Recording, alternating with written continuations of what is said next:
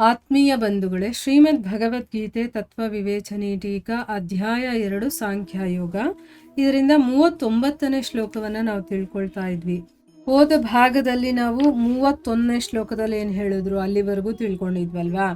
ಈಗ ಒಂದೊಂದೇ ವಿಷಯವನ್ನ ನಾವು ಅರ್ಥ ಮಾಡ್ಕೊಳ್ತಾ ಬರೋಣ. ಆತ್ಮ ಅಂತಂದ್ರೆ ಏನು? ಆತ್ಮಕ್ಕೆ ಯಾವುದೇ ಹುಟ್ಟು ಸಾವು ಅದು ಇಂಥ ಟೈಮಲ್ಲಿ ಇತ್ತು ಆಮೇಲೆ ಸತ್ತು ಹೋಯ್ತು ಅಂತ ಹೇಳೋ ಹಾಗೆ ಇಲ್ಲ.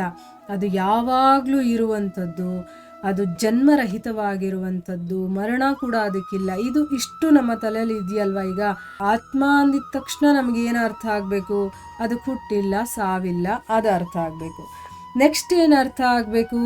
ಹುಟ್ಟು ಸಾವು ಇಲ್ಲದೆ ಇದ್ಮೇಲೆ, ಆ ವಿಷಯ ಗೊತ್ತಾದ್ಮೇಲೆ ಅವನನ್ನು ಸಾಯಿಸ್ಬೇಕು ಅಂತ ನಮ್ಮ ಮನಸ್ಸು ಹೆಂಗೆ ಬರುತ್ತೆ? ನಮ್ಗೆ ಆ ಯೋಚನೆ ಆದರೂ ಹೇಗೆ ಬರುತ್ತೆ? ಸಾವೇ ಇಲ್ಲದೆ ಇರೋನಿಗೆ ಸಾಯಿಸ್ಬೇಕು ಅನ್ನೋ ಯೋಚನೆ ಹೇಗೆ ಬರುತ್ತೆ? ಬರಬಾರ್ದು ಅಲ್ವಾ. ಈಗ ನನಗೆ ಗೊತ್ತಾಗಿದೆ ಆತ್ಮಕ್ಕೆ ಸಾವಿಲ್ಲ ಹುಟ್ಟಿಲ್ಲ ಅಂತಂದ್ಬಿಟ್ಟು, ನಾನು ಯಾರಿಗೋ ಹೇಳಿ ಆ ಆತ್ಮವನ್ನು ಕೊಲ್ಲು ಅಂತಂದಾಗ ನಗು ಬರುತ್ತೋ ಇಲ್ವೋ? ಅವಾಗ ಅಜ್ಞಾನದಲ್ಲಿ ನಾನು ಮಾತಾಡ್ತಾ ಇದ್ದೀನಿ ಅಂತ ಅನ್ಸುತ್ತಾ ಇಲ್ವಾ? ಅಲ್ಲಿಗೆ ಅರ್ಥ ಏನೋ ನನಗಿನ್ನೂ ಜ್ಞಾನ ಬಂದಿಲ್ಲ ಅಂತ ಅರ್ಥ ಆಗ್ಬಿಡುತ್ತಲ್ವಾ. ಸೊ ಯಾರು ತಿಳುವಳಿಕೆಯನ್ನು ತಿಳ್ಕೊಂಡಿರ್ತಾನೋ ಆತ್ಮಕ್ಕೆ ಹುಟ್ಟು ಇಲ್ಲ ಸಾವು ಇಲ್ಲ, ಅದು ಶಾಶ್ವತವಾಗಿರುತ್ತೆ ಅಂತ, ಅವನು ಕೊಲ್ಲಿಸೋದಕ್ಕೂ ಆಗಲ್ಲ, ಕೊಲ್ಸೋದೂ ಇಲ್ಲ, ಕೊಲ್ಲಲ್ಪಡುವುದೂ ಇಲ್ಲ ಅನ್ನೋದನ್ನ ಇಲ್ಲಿ ಹೇಳ್ತಾ ಇದ್ದಾರೆ. ಈಗ ನೆಕ್ಸ್ಟ್ ಶ್ಲೋಕದಲ್ಲಿ ಏನು ಹೇಳ್ತಾ ಇದ್ದಾರೆ? ಹೇಗೆ ಮನುಷ್ಯ ಹಳೇದಾಗಿರುವಂತಹ ಒಂದು ಬಟ್ಟೆಯನ್ನ ಅಥವಾ ವಸ್ತ್ರಗಳನ್ನ ತ್ಯಾಗ ಮಾಡಿ ಹೊಸದಾಗಿರುವಂತಹ ವಸ್ತ್ರಗಳನ್ನ ಧರಿಸ್ಕೊಳ್ತಾನೋ, ಅದೇ ರೀತಿ ಒಬ್ಬ ಜೀವಾತ್ಮ ಈ ಹಳೆ ಶರೀರವನ್ನು ತ್ಯಾಗ ಮಾಡಿ ಹೊಸ ಶರೀರವನ್ನು ಧರಿಸ್ಕೊಳ್ತಾನೆ. ಇಷ್ಟೇ ವ್ಯತ್ಯಾಸ ಇರುವಂಥದ್ದು. ಸೇಮ್ ನಮ್ಮ ಶರೀರಕ್ಕೂ ನಾವು ಹಾಕೊಳ್ಳೋ ಬಟ್ಟೆಗೂ ಏನು ಡಿಫ್ರೆನ್ಸ್ ಇದೆಯೋ. ಈಗ ಬಟ್ಟೆಗಳು ನನ್ನ ಹತ್ರ ಬೇಕಾದಷ್ಟಿದೆ, ಶರೀರ ಇರೋದು ಇದು ಒಂದೇ ಅಲ್ವಾ. ಈ ಶರೀರದ ಮೇಲೆ ನಾನು ಈ ಬಟ್ಟೆಗಳನ್ನು ಹಾಕ್ಕೊಳ್ತೀನಿ. ಈಗ ಇದು ಕೊಳೆ ಆಯಿತು, ತೆಗೆದುಬಿಟ್ಟು ಬೇರೆ ಹಾಕ್ಕೊಳ್ತೀನಿ, ಆಗ ಅಳ್ತೀನಾ? ಇಲ್ಲ. ಈ ಬಟ್ಟೆನ ತೆಗ್ದಿದ ತಕ್ಷಣ ಈ ಶರೀರಕ್ಕೆ ಏನಾದರೂ ತೊಂದರೆ ಆಯಿತಾ? ಇಲ್ಲ ತಾನೇ. ಅದೇ ರೀತಿ ಈ ಆತ್ಮ ಅನ್ನೋದು ಶರೀರಗಳನ್ನು ಚೇಂಜ್ ಮಾಡ್ತಾ ಇರುತ್ತೆ. ಅದು ಬಟ್ಟೆ ರೀತಿ. ಬಟ್ಟೆನ ಚೇಂಜ್ ಮಾಡಿದ ತಕ್ಷಣ ಶರೀರಕ್ಕೆ ಏನೂ ಆಗಲ್ಲ ಅಂತಂದಮೇಲೆ, ಆತ್ಮ ಶರೀರವನ್ನು ಚೇಂಜ್ ಮಾಡಿದ್ಮೇಲೆ ಆತ್ಮಕ್ಕೆ ಏನಾದರೂ ಹೇಗಾಗುತ್ತೆ? ಆಗೋದಕ್ಕೆ ಸಾಧ್ಯ ಇಲ್ಲ. ಇಷ್ಟೇ ಅರ್ಥ ಮಾಡ್ಕೋಬೇಕಾಗಿರೋದು. ತುಂಬ ಈಸಿಯಾಗಿ ಅವ್ರು ಎಕ್ಸ್ಪ್ಲೇನ್ ಮಾಡಿದ್ದಾರೆ. ನಾವು ಅದನ್ನು ಅರ್ಥ ಮಾಡ್ಕೊಳ್ಳೋದಕ್ಕೆ ಪ್ರಯತ್ನ ಮಾಡಬೇಕು. ಮತ್ತೆ ಅದನ್ನು ನೀವು ಯೋಚನೆ ಮಾಡಬೇಕು. ಆವಾಗ ನಮಗದು ಪರ್ಫೆಕ್ಟ್ ಆಗುತ್ತೆ. ಅದಕ್ಕೆ ನಾನು ಮತ್ತೆ ಹೇಳ್ತಾ ಇದ್ದೀನಿ, ಯಾಕಂದರೆ ನನಗೂ ಅದು ಪರ್ಫೆಕ್ಟ್ ಆಗಬೇಕಲ್ವಾ. ನಾನು ಅದನ್ನು ಸರಿಯಾಗಿ ತಿಳ್ಕೊಳ್ಳೋ ಪ್ರಯತ್ನ ಮಾಡ್ತಾ ಇದ್ದೀನಿ. ಸೊ ಅದಕ್ಕೆ ನಾನು ಮತ್ತೆ ಓದ್ತೀನಿ. ಯಾಕಂದರೆ ನಾವು ಓದ್ತಾ ಇರುವಂಥದ್ದು ಅಲ್ವಾ, ಬೇರೆಯವ್ರಿಗೆ ನಾವು ಪ್ರವಚನ ಕೊಡ್ತಾ ಇಲ್ಲ. ನಾವು ಓದಿ ತಿಳ್ಕೊಳ್ಳೋ ಪ್ರಯತ್ನ ಮಾಡ್ತಾ ಇರೋದ್ರಿಂದ ನಾವು ಅದನ್ನು 1 ಸರಿ ಅಲ್ಲ 2 ಸರಿ ಅಲ್ಲ 10 ಸರಿ ಓದಿದ್ರೆ ನಮಗೆ ಅದು ನೀಟಾಗಿ ಕೂತ್ಕೊಳ್ಳುತ್ತೆ ಮೈಂಡಲ್ಲಿ. ಅಂದರೆ ಈಗ ನಮಗೆ ಆತ್ಮ ಏನು ಅಂತ ಸರಿಯಾಗಿ ಗೊತ್ತಾದರೆ ಅಲ್ವಾ ಪರಮಾತ್ಮ ಅದ್ರ ಬಗ್ಗೆನೂ ನಾನು ಯೋಚನೆ ಮಾಡೋಕ್ಕಾಗೋದು. ನಾನು ಯಾರು ಅಂತಲೇ ನನಗೆ ಸರಿಯಾಗಿ ಗೊತ್ತಿಲ್ಲ ಅಂತಂದಮೇಲೆ ಬೇರೆಯವ್ರ ವಿಷಯ ನನಗೇನು ಗೊತ್ತಿರುತ್ತೆ? ಹೇಗೆ ನಾನು ಹೇಳೋದಕ್ಕೆ ಸಾಧ್ಯ ಅಥವಾ ಅರ್ಥ ಮಾಡ್ಕೊಳ್ಳೋದಕ್ಕೆ ಸಾಧ್ಯ? ಅದಕ್ಕೆ ಆತ್ಮವನ್ನು ಸರಿಯಾಗಿ ನಾವು ಅರ್ಥ ಮಾಡ್ಕೊಳ್ಳೋಕೆ ಪ್ರಯತ್ನ ಮಾಡೋಣ. ಇವಾಗ ಒಂದಷ್ಟು ವಿಷಯಗಳು ನಮಗೆ ಗೊತ್ತಾಗಿದೆ. ಈಗ ಈ ಶ್ಲೋಕದಲ್ಲಿ ಏನೋ ಅರ್ಥ ಮಾಡ್ಕೋಬೇಕು ಅಂದರೆ, ಆತ್ಮವನ್ನು ಶಸ್ತ್ರಗಳಿಂದ ಕತ್ತರಿಸೋದಕ್ಕಾಗೋದಿಲ್ಲ, ಬೆಂಕಿಯಿಂದ ಸುಡೋದಕ್ಕಾಗೋದಿಲ್ಲ, ಮತ್ತು ಜಲದಿಂದ ಅದನ್ನು ನೆನೆಸೋದಕ್ಕೂ ಆಗೋದಿಲ್ಲ, ಮತ್ತು ವಾಯು ಅದನ್ನು ಒಣಗಿಸೋದಕ್ಕೂ ಆಗೋದಿಲ್ಲ. ಅಂದರೆ ಯಾವ ತತ್ವದಿಂದನೂ ಅದನ್ನು ಏನೂ ಮಾಡೋಕ್ಕಾಗಲ್ಲ. ಈಗ ಸಾವು ಇಲ್ಲ ಹುಟ್ಟು ಇಲ್ಲ, ಅದಾಗೋಯ್ತು. ಇಲ್ಲೇನು ಹೇಳ್ತಾ ಇದ್ದಾರೆ?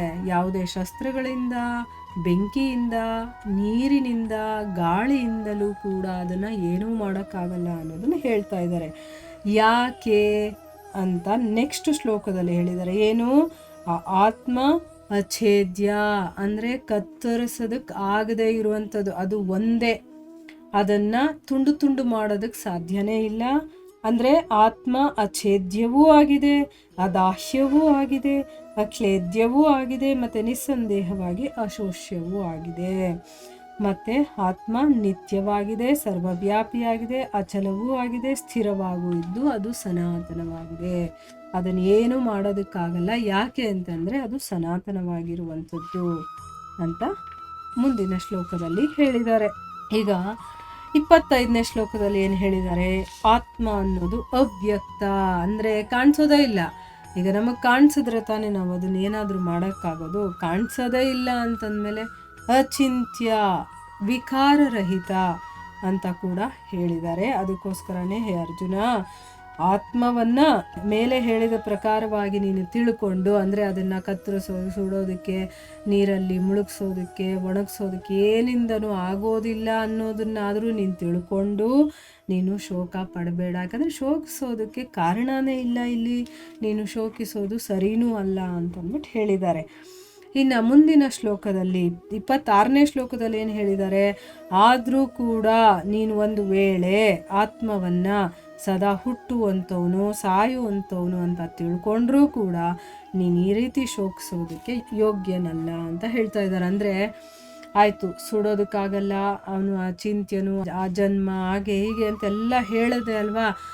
ಈ ರೀತಿ ಅಲ್ಲದೆ ಅಕಸ್ಮಾತ್ ನೀನು ಆತ್ಮ ಸದಾ ಹುಟ್ಟುವಂಥವನು, ಸಾಯುವಂಥವನು ಅಂತ ತಿಳ್ಕೊಂಡ್ರೂ ಕೂಡ ನೀನು ಯೋಚನೆ ಮಾಡುವಂಥ ನೆಸೆಸಿಟಿ ಇಲ್ಲಪ್ಪ ಅಂತ ಹೇಳ್ತಾ ಇದ್ದಾನೆ. ಯಾಕೆ? ಅಭಿಪ್ರಾಯಕ್ಕನುಸಾರವಾಗಿ ಹುಟ್ಟಿದವನು, ಅಂದರೆ ಏನೋ ಒಂದು ಕಾರಣಕ್ಕೆ ಅವನು ಹುಟ್ಟಿರ್ತಾನೆ, ಹುಟ್ಟಿದ ಮೇಲೆ ಸಾವಂತೂ ಖಂಡಿತ ಅಲ್ವಾ. ಈಗ ಹುಟ್ಟು ಸಾವು ಇರೋರಿಗೆ ಈ ಒಂದು ಪ್ರಪಂಚದಲ್ಲಿ ಮತ್ತೆ ಹುಟ್ಟುತ್ತಾ ಇರಬೇಕು, ಮತ್ತೆ ಅವರು ಸಾಯ್ತಾ ಇರಬೇಕು. ಇದು ಒಂದು ರೂಲ್ಸ್ ಇಲ್ಲಿ ಅಲ್ವಾ. ಈಗ ಆತ್ಮಕ್ಕೆ ಸಾವೇ ಇಲ್ಲ, ಹುಟ್ಟೇ ಇಲ್ಲ. ಆ ರೀತಿ ಯೋಚನೆ ಮಾಡಿದಾಗಲೂ ನೀನು ಯೋಚನೆ ಮಾಡುವಂಥ ನೆಸೆಸಿಟಿ ಇಲ್ಲ, ಶೋಕ ಪಡುವಂಥ ನೆಸೆಸಿಟಿ ಇಲ್ಲ. ಅಕಸ್ಮಾತ್ ನೀನೇನಾದರೂ ಅದಕ್ಕೆ ಹುಟ್ಟು ಇದೆ, ಸಾವು ಇದೆ ಅಂತ ತಿಳ್ಕೊಂಡಿದ್ದೆ ಆದರೆ ಹುಟ್ಟಿದ ಮೇಲೆ ಸಾಯಲೇಬೇಕು, ಸತ್ತ ಮೇಲೆ ಹುಟ್ಟತಾನೆ. ಇದು ನೀನು ಗೊತ್ತಿರುವಂಥ ವಿಷಯನೇ ಅಲ್ವಾ. ಸೊ ಆಗಲೂ ನೀನು ಯೋಚನೆ ಮಾಡುವಂಥ ನೆಸೆಸಿಟಿ ಇಲ್ವಲ್ಲ, ಯಾಕೆ ನೀನು ಶೋಕ ಪಡ್ತಾ ಇದೆಯಾ ಅಂತ ಭಗವಂತ ಕೇಳ್ತಾನೆ. ನೋಡಿ ಯಾವ ರೀತಿಯಲ್ಲಿ ಅವನ ಆನ್ಸರ್ ಹೇಳಿದ್ದಾನೆ. ಇದು ನಮಗೆ ಹೇಳ್ಕೊಡ್ತಾ ಇರೋದು, ನಾವಿದನ್ನು ಚೆನ್ನಾಗಿ ಅರ್ಥ ಮಾಡ್ಕೊಳ್ಳಿ ಅಂತ. ಯಾಕಂದರೆ ನಾವು ಈಗ ಫ್ಯಾಮಿಲಿಗಳಲ್ಲಿ ನಮ್ಮ ಜೀವನದಲ್ಲಿ ಯಾರ್ಯಾರನ್ನೋ ಹಚ್ಕೊಂಡ್ಬಿಟ್ಟಿರ್ತೀವಿ, ಯಾರು ಸತ್ತರೋ ನಾವು ತಲೆ ಕೆಡಿಸ್ಕೊಳ್ತೀವಿ ಅಲ್ವಾ. ನಾವು ತಲೆ ಕೆಡಿಸ್ಕೊಳ್ಳುವಂಥ ನೆಸೆಸಿಟಿ ಇಲ್ಲ. ಈ ಒಂದು ಪ್ರಪಂಚ ಏನಿದೆಯೋ ಎಲ್ಲವೂ ಪರಮಾತ್ಮನಿಂದ ಆವರಿಸಲ್ಪಟ್ಟಿರುವಂಥದ್ದು. ಇಲ್ಲಿ ಸಪ್ರೇಟ್ ಅನ್ನೋದು ಇಲ್ಲ. ನಾವು ಶರೀರದ ದೃಷ್ಟಿಯಲ್ಲಿ ನೋಡ್ತಾ ಇರೋದ್ರಿಂದ ನಾವು ಸಪ್ರೇಟ್ ಅನ್ನಿಸ್ತಾ ಇದೆ ಅಷ್ಟೇ ಹೊರತು ಇದು ಭ್ರಮೆಗೆ ಒಳಗಾಗಿರೋದ್ರಿಂದ ನಮ್ಗೆ ಹಂಗೆ ಅನ್ನಿಸ್ತಾ ಇದೆ. ಎಲ್ಲ ಒಂದೇ ತತ್ವ ಅನ್ನೋದನ್ನ ತಿಳಿಸೋದಕ್ಕೋಸ್ಕರ ಆತ್ಮಕ್ಕೆ ಮರಣ ಜನನ ಯಾವುದೂ ಇಲ್ಲ. ಆದರೆ ಯಾರು ಆ ರೀತಿ ಯೋಚನೆ ಮಾಡ್ತಾರೋ, ಇಲ್ಲ ಅದಕ್ಕೆ ಜನನ ಇದೆ, ಮರಣ ಇದೆ, ಅದಕ್ಕೆ ಹುಟ್ಟಿದೆ, ಸಾವಿದೆ ಅಂತೆಲ್ಲ ಯೋಚನೆ ಮಾಡ್ತಾರೋ ಅವನು ಅಜ್ಞಾನದಲ್ಲಿದ್ದಾನೆ, ಅದಕ್ಕೆ ಆ ರೀತಿ ಯೋಚನೆ ಮಾಡ್ತಾನೆ. ಆದರೆ ಅರ್ಜುನ, ನೀನು ಶೋಕ ಪಡುವಂಥ ನೆಸೆಸಿಟಿನೇ ಇಲ್ಲಪ್ಪ. ಯಾಕೆ ಅಂತಂದರೆ ಹುಟ್ಟು ಸಾವೇ ಇಲ್ಲ ಆತ್ಮಕ್ಕೆ, ಅದು ಯಾವಾಗಲೂ ಇರುವಂಥದ್ದು. ಅಕಸ್ಮಾತ್ ನೀನೇನಾದರೂ ಅದು ಹುಟ್ಟುತ್ತೆ ಸಾಯುತ್ತೆ ಅಂತಂದ್ರು ಆಗಲೂ ನೀನು ಯೋಚನೆ ಮಾಡುವ ನೆಸೆಸಿಟಿ ಇಲ್ಲ. ಯಾಕೆ ಹೇಳಿ? ಹುಟ್ಟಿದ ಮೇಲೆ ಸತ್ತೇ ಸಾಯ್ತಾನೆ, ಇದು ಗೊತ್ತಿರುವಂಥ ವಿಷಯ. ಅದಕ್ಕೆ ಯೋಚನೆ ಮಾಡಬೇಡ. ಸತ್ತ ಮೇಲೆ ಮತ್ತೆ ಹುಟ್ಟುತ್ತಾನೆ, ನೀನು ಯಾಕೆ ಯೋಚನೆ ಮಾಡಬೇಕು ಅಂತಂದ್ಬಿಟ್ಟು ಇಲ್ಲಿ ಅದರ ಅರ್ಥವನ್ನು ಹೇಳ್ತಾ ಇದ್ದಾರೆ. ಇದರ ಮುಂದುವರೆದ ಭಾಗ ಇನ್ನೂ ಇದೆ, ಅದನ್ನು ನಾವು ಮುಂದಿನ ಭಾಗದಲ್ಲಿ ತಿಳ್ಕೊಳ್ಳೋಣ. ಹರೇ ಕೃಷ್ಣ.